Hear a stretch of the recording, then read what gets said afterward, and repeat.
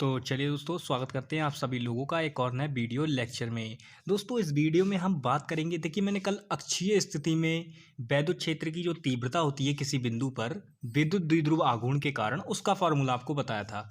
किस तरीके से आपको मैंने पूरा प्रूव करके बताया था। तो आज हम बात करेंगे निरक्षीय स्थिति में। अब देखिए, निरक्षीय स्थिति क्या होती है। मैंने एक बोला, ये आपकी क्या हो गई, ये आपकी एक्स अक्ष हो गई, ये आपकी वाई अक्ष हो गई। ठीक है। तो निरक्षीय स्थिति में क्या होगा कि ना तो एक्सिस पर होगा बिंदु, बिंदु क्या होगा, एक्स से हटके होगा, अलग हटके होगा, या तो यहाँ होगा, यहाँ होगा, लेकिन बिल्कुल अक्ष पे नहीं होगा।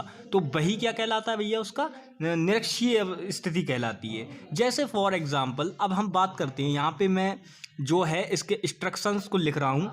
तो मान लीजिए सबसे पहले हम क्या करेंगे, इसमें कोई वैद्युत द्विध्रुव आघूर्ण लेंगे। क्या लेंगे, कोई वैद्युत द्विध्रुव आघूर्ण ए बी लेंगे। अब ये 2L लंबाई का होता है। कितनी लंबाई का होता है, 2L लंबाई का होता है। ठीक है, 2L लंबाई का कोई वैद्युत द्विध्रुव आघूर्ण लेंगे, जिसपे एक तरफ -q आवेश होगा और एक तरफ +q आवेश होगा। ये बात, इतनी बात आप ध्यान रखें, इतनी बात आप ध्यान रखें। उसके बाद मैं इस पर क्या करूँगा, O लंब डाल दूंगा। ठीक है, O इस पर क्या कर दूंगा, मैं लंब डाल दूंगा। अब लंब डालने के बाद सिंपल इसको ऐसे करके हमको मिला देना है, यानी कि यहाँ से ये हमारे दो त्रिभुज बन जाएंगे। ठीक है, त्रिभुज बन जाएंगे। और यहाँ पे ये क्या है, बिंदु P है, जिसपे हमें वैद्युत क्षेत्र की तीव्रता निकालनी है। अब दोस्तों एक बात यहाँ पे ये देखो, ये आपका -q आवेश है, ये आपका +q आवेश है। दोनों आवेशों के कारण अलग अलग वैद्युत क्षेत्र की तीव्रता होगी या नहीं होगी, बताओ। बिल्कुल होगी ना। तो दोनों के लिए जब अलग अलग होगी तो वही हमें सबसे पहले निकालना है। ये दूरी क्या है भैया, ये दूरी, इसको चलो मान लेते हैं, इसको हम r मान लेंगे। ठीक है, इसको हम r मान लेंगे। ये आपकी क्या हो जाएगा, ये आपका E1 हो जाएगा, E1।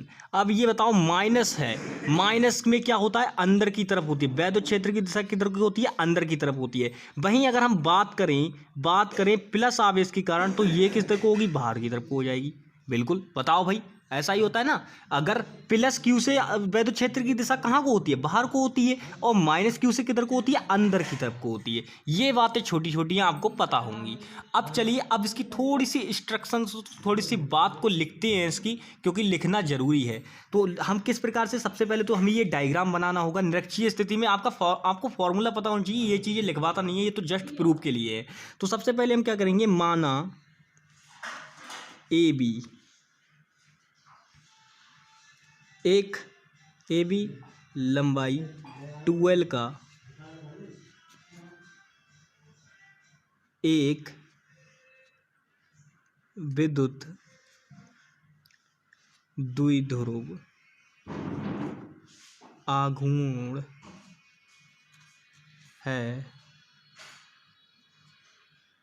जिससे,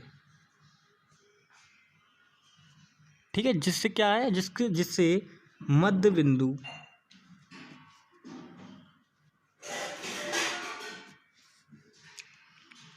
O से R दूरी पर स्थित P बिंदु पर वैद्युत क्षेत्र की तीव्रता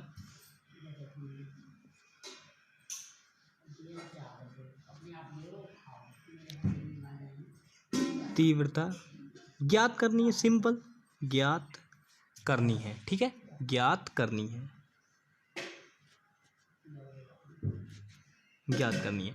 अब इसके बाद हम बात करते हैं, ये तो हो गई हमारी इंस्ट्रक्शन। अब मैंने बोला सबसे पहले हम क्या करेंगे, एक एक करके निकालेंगे। तो पहले हम -q आवेश के कारण निकालते हैं। -q आवेश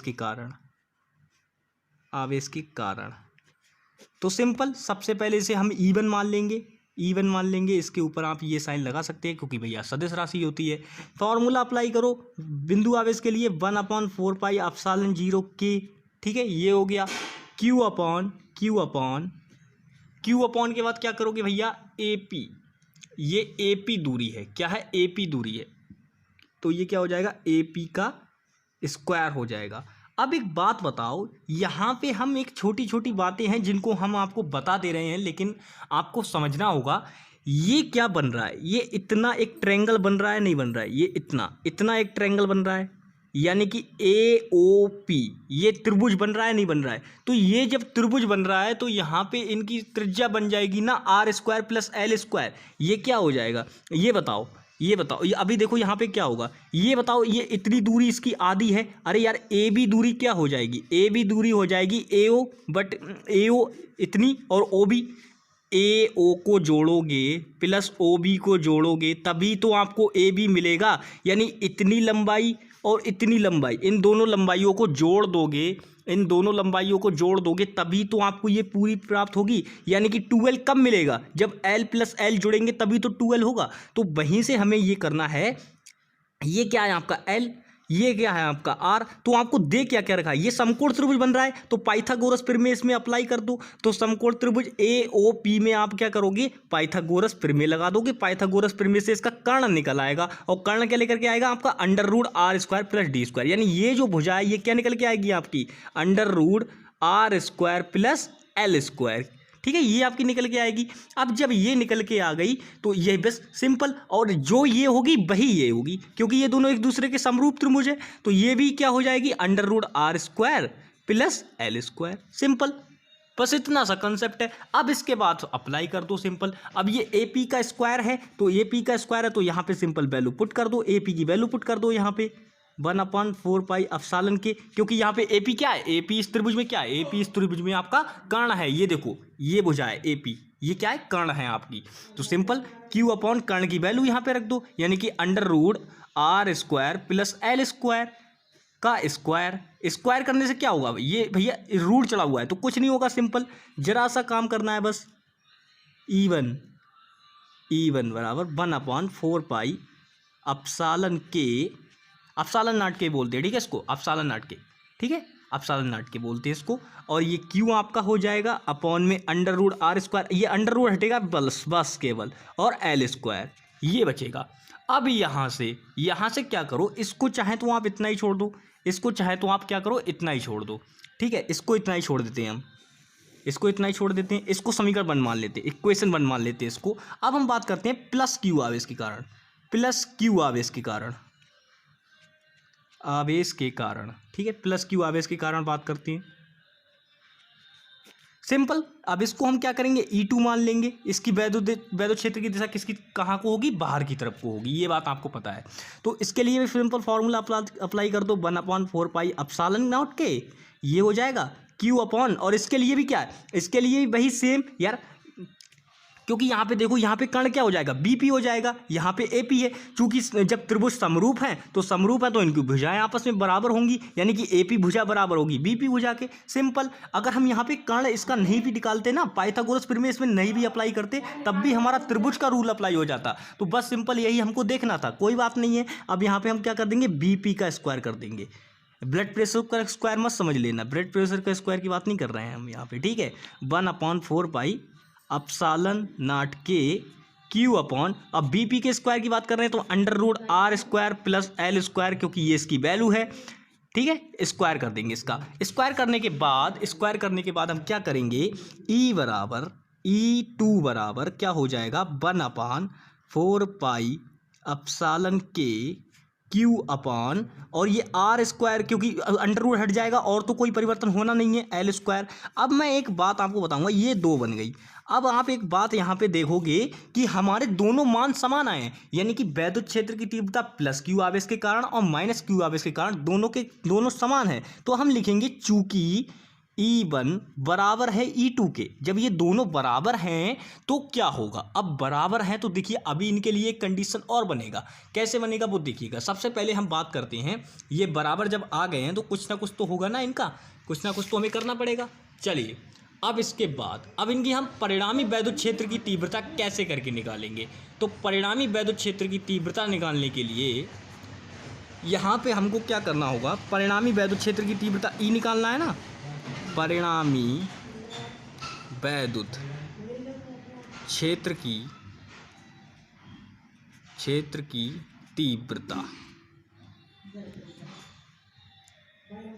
तीव्रता निकालना है E बराबर तो ई बराबर, अब भैया दोनों समान है तो हम करें तो करें क्या भाई, कैसे निकालें हम इसको। हमारे पास तो निकालने के लिए कुछ ना कुछ तो पड़ेगा ना हमको निकालना, कैसे करके निकालेंगे। तो चलिए देखते हैं। सबसे पहले हम क्या करेंगे, जब ईवन अब ये सब बराबर है तो 1 क्या करेंगे हम, सीधे सीधे इसको देखिए, ई के लिए हमें एक मान अप्लाई करना होगा। हम E1 cos थीटा इसको कर देंगे, E1 cos theta plus E2 cos theta, E2 cos theta, ये चीज़ अप्लाई करेंगे यहाँ पे। अब ये अप्लाई करने के बाद चूंकि हम लोग यहाँ पे ये बात जानते हैं ना, E1 और ये बराबर है, तो हम क्या कर देंगे, इसको सीधे सीधे इसके दोनों की वैल्यू रख देंगे। E1 और E2 की हम क्या करेंगे, एक बार 2 से गुणा कर देंगे और ये जो वैल्यू हमारे पास आई है इसको यहाँ पे पुट कर देंगे, यानी 1/4 pi epsilon nought K Q upon R square plus L square, ये वैल्यू यहाँ पे पुट कर देंगे। अब ये वैल्यू पुट करने के बाद यहाँ पे आगे क्या रह गया आपका, कॉस थीटा रह गया। कॉस थीटा को ऐसे लिख दो। अब कॉस थीटा की जरा एक बात मुझे बताओ, ये कॉस थीटा आ रहा है, एंगल होता है ना आपका, होता है नहीं होता है, बताओ भैया, होता है ना। ये कॉस थीटा फॉर्मूला होता है, ये आपने पढ़ा होगा। तो ये जो ये बार बार आ रहा है कॉस थीटा, इसको कैसे सॉल्व करोगे। तो हमने त्रिकोणमितीय अनुपात पढ़ा है कि कॉस थीटा बराबर क्या होता है, आधार बटे कर्ण होता है। आधार की वैल्यू आपकी क्या थी भैया, आधार की वैल्यू आपकी L थी, यानी कि तो इसका जो मान हो जाएगा कॉस थीटा का वो क्या हो जाएगा, L/√R square plus L square. बताओ भाई ये मान हो जाएगा नहीं हो जाएगा, इसका बिल्कुल हो जाएगा। तो सिंपल ये वैल्यू अप्लाई कर दो कॉस थीटा की जगह, तो ई बराबर इसकी वैल्यू हो जाएगी 2 गुणा 1/4 pi epsilon nought K Q upon R square plus L square, और यहाँ पे इसकी वैल्यू अप्लाई कर दो कॉस थीटा की, तो ये क्या हो जाएगा L/√R square plus L square. अब ये क्या करोगे, अब देखिए यहाँ पे क्या करना है हमें, सिंपल हम क्या करेंगे, अब बस हमारा यहाँ पे गुणा भाग का काम बचा है और कुछ नहीं बचा है, बस सिंपल जो होना था बस बाकी सारा कर दिया है हमने, ठीक है। ये क्या क्या होगा 3/2, ठीक है बिल्कुल। अब देखिए किस तरीके से करेंगे, अब हम इसकी आगे कैलकुलेशन कर रहे हैं, तो 2 गुणा 1/4 pi epsilon nought K Q और ये आर स्क्वायर। देखिए यहाँ पे इसकी अगर हम बात करें तो इसकी पावर 1 और रूट की पावर कितनी होती है, 1/3 होती है, ठीक है, 1/2 होती है। तो 1/2 की इससे गुणा कर दोगे तो क्या हो जाएगा, यानी कि 1 की पावर ये 2 एकम 2 और 1 3, यानी कि 3/2 हो जाएगी नहीं हो जाएगी, बताओ भाई, पावर 3/2 हो जाएगी नहीं हो जाएगी। इसकी पावर 1, इसकी पावर 1/2, क्योंकि रूट इक्वल टू क्या होता है 1/2 होता है। तो रूट की अब हम इन पावर की आपस में, क्योंकि आधार समान है तो इनकी ये क्या होगा, जुड़ जाएंगी ना, इनकी क्या होगा, तो इनकी जब ये देखो गुणा हो रहा है यहाँ पे सीधे सीधे गुणा हो रहा है, तो क्या करो सिंपल इनकी गुणा होगी। अब इनकी गुणा होगी तो क्या करेंगे हम, देखिए सिंपल क्या कर देंगे इनको, तो 3/2 आ जाएगा हमारा सीधे। तो 3/2 जब आ जाएगा तो ये क्या हो जाएगा, R square plus L square into 3/2, ये हो गया। अब ये हो गया तो हम जानते हैं भैया कि हमारा जो एल होता है एल स्क्वायर, उसका वैल्यू हम क्या मान लेते हैं, 0 मान लेते हैं, क्योंकि जो दूरी होता है ना वैद्युत द्विध्रुव आघूर्ण के जो आवेश होते हैं उनकी जो दूरी होती है वो कैसी होती है, बिल्कुल 0 के बराबर होती है, वर्ग तो और ही छोटा हो जाता है। तो हम क्या करेंगे, जहाँ जहाँ एल है वहाँ पे हम 0 कर देंगे। तो ई बराबर 2 × 1/4 pi epsilon nought K Q upon, और ये आर स्क्वायर, अब देखिए आर स्क्वायर ही रह जाएगा, यहाँ पे आर स्क्वायर रह जाएगा आपका, आर स्क्वायर रह जाएगा, और क्या रह जाएगा 3/2 रह जाएगा भाई, बिल्कुल। अरे यार यही तो वैल्यू 0 हुई है, ये तो आर रह गया ना अभी, तो बस उसी को हमें सॉल्व करना है। अब ये आर स्क्वायर से क्या होगा, ये कट जाएगा, तो ये आर की पावर 3 बच जाएगा। तो यहाँ पे हमारा फॉर्मूला क्या बचेगा, हमारा फॉर्मूला देखिए क्या बचेगा। अब यहाँ पे हम एक चीज़ और मिस कर रहे हैं, यहाँ पे एल भी है, ठीक है, ये एल को ध्यान दीजिएगा, यहाँ पे ये वाला एल ना इसके साथ ये वाला एल की गुणा हो रही है, तो इसको ध्यान दीजिएगा, ठीक है। 2 × QL, अब देखिए ये फॉर्मूला बन गया आपका 2 ये Q × 2L होता है फॉर्मूला, वो ध्यान रखिएगा। तो अब इस फॉर्मूले को हम अप्लाई कर देंगे सिंपल, तो अब क्या हो जाएगा, ये आपका 2 और आपका QL अपॉन 4 पाई एप्सिलॉन नॉट के और ये आर की पावर क्यूब में। अब ये हम जानते हैं कि भैया P बराबर होता है आपका Q × 2L, ये हम जानते हैं, जब ये हम जानते हैं तो सिंपल इसकी जगह रख देंगे। तो E बराबर आपका क्या हो जाएगा भैया, P बराबर ये हो जाएगा, P हो जाएगा आपका, ठीक है।